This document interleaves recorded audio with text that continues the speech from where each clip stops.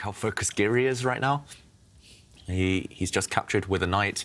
His knight's looking great. I'm inclined to think that maybe... OK, Pragg jumps in with his knight. I was going to say maybe retreating, attacking the queen, just kicking her away was the solid choice, but Pragg goes for something more ambitious, a fork, hitting the 2 rooks. This knight will be got rid of instantly. It'll be captured, and black will take back. And the question remains, do you trap this queen? If you can't, then black has the bishop pair. That seems to be the theme of the day. And just take a look at how he's handling this type of position. And sorry, I got sidetracked by that tweet there. Will Anish Giri make it to the knockout here? What if he loses? Well, if he loses, he's out. He knows he needs to win either this or the next one. I don't think he can lose either of them, Anish Giri. We saw him with his trademark move without using his hands. That was a pre-move at that time, just a trade of rooks. And black's bishops, they're coming to life. We know how strong they can be. The draw jokes with Anish have been going on for years. It's so unfair. He's actually a very exciting player, and you know he obviously does draw, but all the top players draw. Yeah. And I think if you look at the stats, he doesn't draw more than the other players, not as far as I've seen. And never quick draws either. No, he pushes. Yeah. He's a fighter, so it's a bit unfair, I think. But I think it was just one tournament, one candidates tournament where he drew all 14 games, but that can happen. He was winning half of them. It's just that killer instinct. When he gets it, he's probably one of the best players in the world.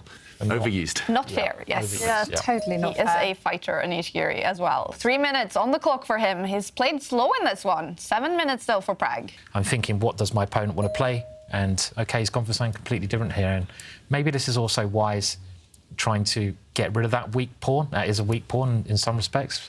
And you need your time to calculate those tactics then. So, OK, this is also on the radar, just trying to make some exchanges, centralise the bishop. If the queen has to move, you can just step back. OK, he's played it. Wow. You can step back now and take the knight, and then make a queen on the next move. Square just about, so I guess after a trade of knights, the white bishop coming in, maybe black can pin. And win. Oh, pin and win. Yeah, oh, hello. And nasty checkmate threat. So yeah, it didn't work out too well. OK, he found the only move. He had to take this pawn. He had to get that white pawn off the board. And we now reach this position. The black queen did indeed move to defend her bishop. And, OK, still some hard work to be done for Anish Giri. The top dogs, you have to take some risks. Yeah, often that's involved taking the queens off. So is it very important for now for Anish to keep the queens on the board? Yeah, if the queens disappear in this game, it's just going to be a draw. So he needs to somehow keep the queens on. We see a knight exchange and... yeah, that move you wanted to play, Simon, if it worked, it would be winning for Anish, but unfortunately, there's a reply for black. He needs a good move now, because, as you say, David, he's made a lot of exchanges. He's simplified the position greatly, and I like this good centralising move, and he might be the one who can now pressurise black's king, and also he's threatening that move and the bishop. Yeah, so purpose. And there's some little tricks here. I mean, black would love to move the bishop to a square where it's defended by a pawn in the middle of the board, but things like this, as hopefully at home you can see there's a little idea here that white has. Well, it's quite a big idea, really. Not Rook takes bishop. That's a big idea. You make the fact, you make use of the fact that the pawn is pinned, so the pawn cannot recapture, because then the black queen would drop behind it. Hoping for this trick, a checkmate threat, and you hit the bishop at the same time. OK, Pragg, wow, he's so clever. He's just found a different solution. This looked very scary for black. Instead, he drops his bishop the whole way back, and he's the king of the counterattack, as you mentioned. He's walking into this skewer willingly. Looks like he's blundered, but here he can counterattack by bringing his queen across. We're going to see this actually happen on the board, and suddenly black is the one threatening checkmate on this square. It's the opposite colour bishops playing havoc. All these tactics now in the air. I think white just has to block. White just has to push a pawn forward. This diagonal was too scary, so you have to push a pawn forward, and still the threat remains against... Oh, sorry, my errors. The threat remains against this black rook. Yeah, the rook will move, though, and Pragg has survived the worst. The game is balanced again.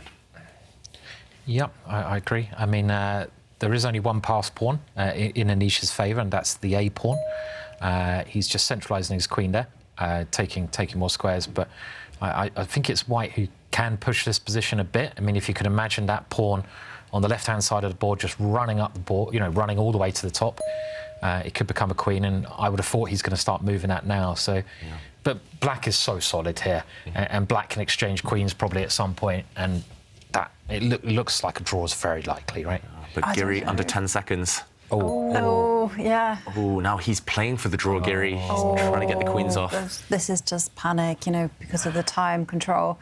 But it was a complicated position. I was thinking he should just maybe run with the A pawn and see how far up the board it would go. Yeah. I mean, I suppose I don't mind this decision so much because you are very short of time. If the queens come off, you can play a lot quicker. There's a lot less tricks on the board. So I think this is understandable, this move, but it could also be a little bit negative, step in the wrong direction. Pragg got enough time on his clock to... I mean, can he keep the queens on? Yeah, that's the big question, right? You know, if he wants to win, and we know Pragg is such a fighter that, well, there's only one square the queen can go to. It has to step back if he wants to win. But Pragg doesn't need to win. He's safe. I would capture that and then stop the A pawn from advancing, and that's what Pragg has done. And Anish okay. is going straight for the draw. Yeah. He wants to get out of this game. He swapped off the rooks as well. And the reason we reacted is because opposite colour bishops in this scenario, it's just a dead draw. Black will blockade on the light squares and no way through. Level pawns. Yeah, Anish, if he doesn't win the next game, maybe he'll regret this last couple of decisions. Now he will be in a complete must-win scenario in the final round. He will need to win and hope that it will be enough. You can see the players' body language as well. Both of them, suddenly the tension disappeared. Pragg just leapt back, and it's going to be a draw any moment. Opposite colour bishops. All right, that means Pragg will go up to 20 points, and it's looking very good for him to qualify for the knockout stage. For Anish Giri, it's going to go down to the last round in the preliminaries to qualify. He will have to win that game. Yeah, and you can see his face. He's not too happy, Anish. And this one is a dead draw now. Nothing to be done. Look how white is blockaded on the dark squares. They're just going to repeat moves, and there we go, a draw confirmed. It is a draw. Anish Giri, he had chances to win in this game with the white pieces.